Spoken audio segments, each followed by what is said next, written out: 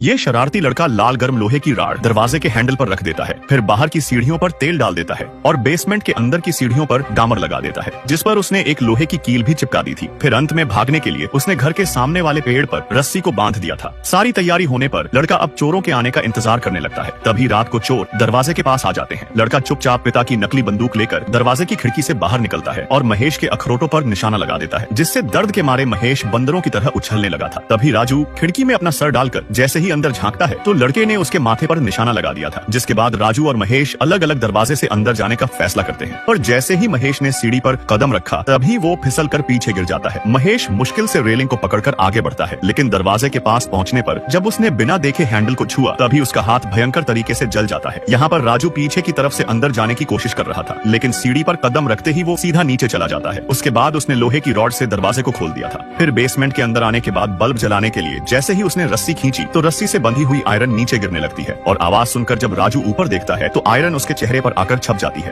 अब महेश घर के बगल वाले दरवाजे के पास जाता है। इस बार महेश होशियार हो चुका था। उसने बार बार हैंडल को चेक किया और जब उसे लगा कि सब ठीक है तो दरवाजा खोल देता है और तभी अंदर आते ही तेज ज्वाला से उसका सर जलने लगा था। खोपड़ी के जलने से महेश की फट चुकी थी। वो आग को बुझाने के लिए बाहर पड़ी, बर्फ में अपनी खोपड़ी घुसा देता है, जिससे आग तो बुझ जाती है और वो अब टकला हो चुका था। यहाँ पे ये राजू डामर लगी हुई सीढ़ियों पर चढ़ रहा था, जिसमें उसके दोनों जूते चिपक चुके थे, जिस कारण उसके नंगे पैर सीधा कील में जाकर घुस जाते हैं और वो वापस पीछे गिर जाता है। दर्द के मारे राजू की भी बैंड बज रही थी। कई मुसीबतों से बचते हुए दोनों चोर आखिरकार घर के हॉल में आ जाते हैं और उन्हें नहीं पता था कि लड़के ने पहले से ही उनके स्वागत की पूरी तैयारी कर रखी थी, क्योंकि गुस्से में राजू और महेश जैसे ही आगे बढ़ते हैं तभी खिलौनों पर फिसलकर अपनी कमर तुड़वा लेते हैं।